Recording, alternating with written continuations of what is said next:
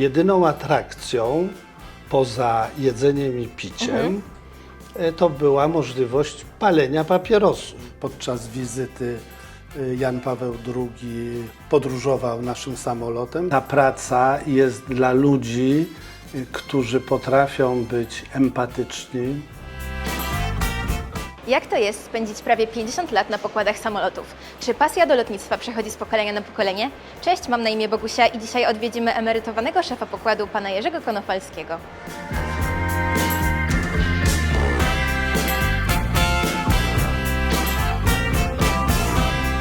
Bardzo dziękujemy, że zechciał Pan nas do siebie zaprosić, opowiedzieć nam swoją historię. Ile lat Pan spędził na pokładach samolotów i jak to się stało, że zaczął Pan latać?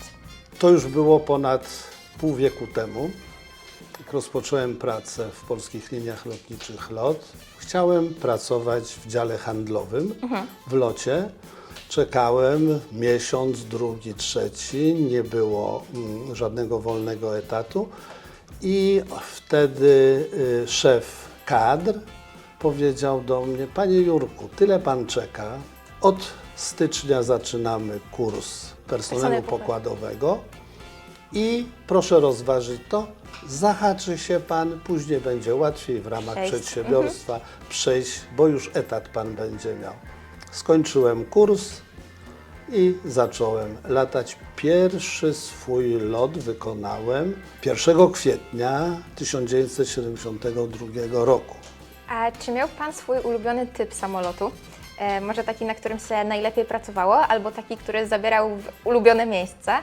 I jakie to były miejsca? Wszystkie samoloty lubiłem. W samolocie IL-62, szczególnie w pierwszych 2 latach eksploatacji, lot miał pierwszą klasę. I to była pierwsza klasa z prawdziwego zdarzenia. Praca właśnie w pierwszej klasie w samolocie IL-62 była naprawdę dla nas dumą.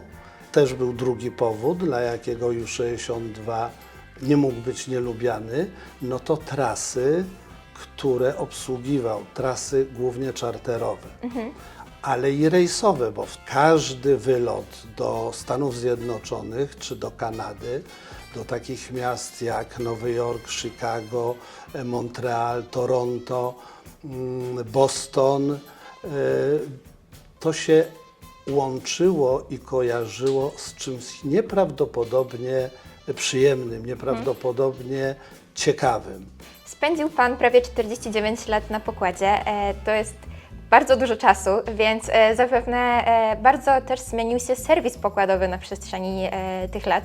Zapewne też zmienił się sposób spędzania czasu na pokładzie przez pasażerów. Wiemy, że teraz mamy rozrywkę pokładową, dostęp do filmów. Ten czas można sobie w taki sposób spędzać. Jak wyglądało to wtedy?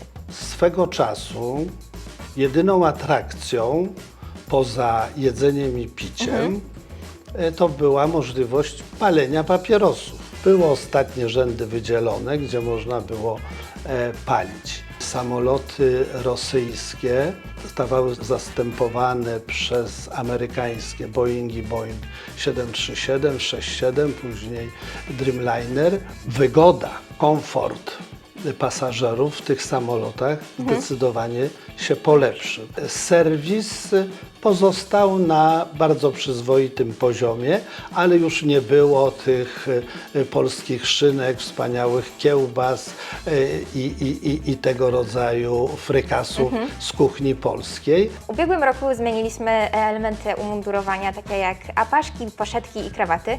Czy ma może Pan swój mundur i pamięta, jak wyglądały te mundury na przestrzeni lat, jak one się zmieniały? To może, Bogusiu, pokażę Ci ten mundur, w którym pracowałem w ostatnich latach na pokładach. Super, to chodźmy. Samolotu. Bardzo proszę.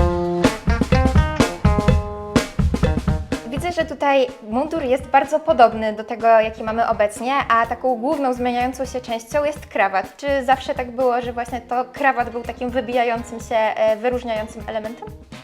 Tak mi się wydaje, że sama kolorystyka i składowe części umundurowania były bardzo podobne. Marynarka, spodnie, kamizelka, płaszcz. Krawaty tak. Kolorystycznie różniły się między tym, co było, a co jest obecnie. i krawaty rozróżniały panów, którzy obsługiwali klasę biznes bądź klasę ekonomiczną. Widzę, że ma Pan tutaj wiele pamiątek z czasów pracy. Czy mógłby Pan o nich nam opowiedzieć troszeczkę więcej? Pamiątek to mam niewiele, natomiast wspomnień całą masę, tak, bardzo dużo. Ale z tych niewielu, no to właśnie takie najbardziej dla mnie znaczące, to są te dwa zdjęcia podczas wizyty.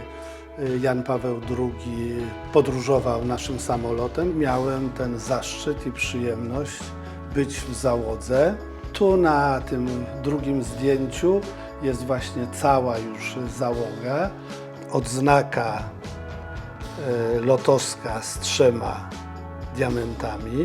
Odznaczony za wieloletnią pracę. 25 lat miałem pracy w locie. Tę otrzymałem 13 lat temu po lądowaniu bez podwozia.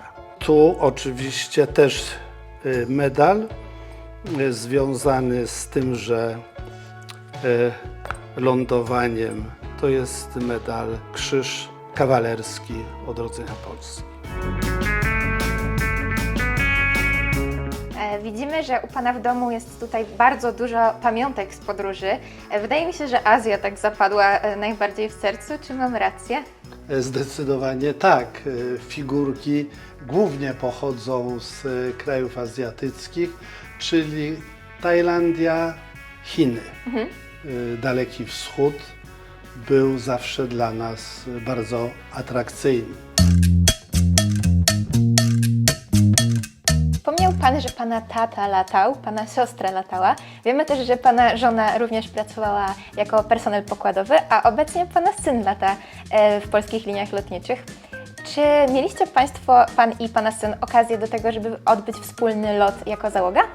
Paweł przyszedł do latania w locie chyba na niecały, około roku przed tym, zanim ja odszedłem na emeryturę, ale co najmniej 2 rejsy razem wykonaliśmy. Nic nam nie powiedział, że złożył papiery do lotu, tylko złożył i przyszedł na komisję weryfikacyjną. Nie przewidział tego, że zanim on po wyjściu z komisji wróci do domu, to moi zaufani szpiedzy doniosą mi, że właśnie to zrobił. Paweł w tej chwili, no to już minęło dobrych 5 lat jak lata, jest jednopaskowym, jak się mówi, w locie, czyli jest szefem pokładu na samolotach mniejszych. Jest bardzo zadowolony, jest bardzo oddany pracy. Z perspektywy czasu i z takim długim stażem, jak Pan ocenia pracę jako personel pokładowy i może czy ma Pan jakieś rady, wskazówki dla przyszłych kandydatów lub obecnie latającego personelu pokładowego? Ta praca jest dla ludzi, którzy potrafią być empatyczni, do bólu empatyczni, ale też i asertywni. Do tego należy dołożyć niebywałą życzliwość, wyrozumiałość. Tę pracę wspominam jako naprawdę coś fantastycznego, coś, co uzależniło mnie na długie lata. Tyle możliwości właśnie poznania świata, ludzi, po prostu coś nieprawdopodobnego. Jest nam niezmiernie miło, że mogliśmy wysłuchać tych wszystkich wspomnień, ale też rad, które Pan tutaj udzielił.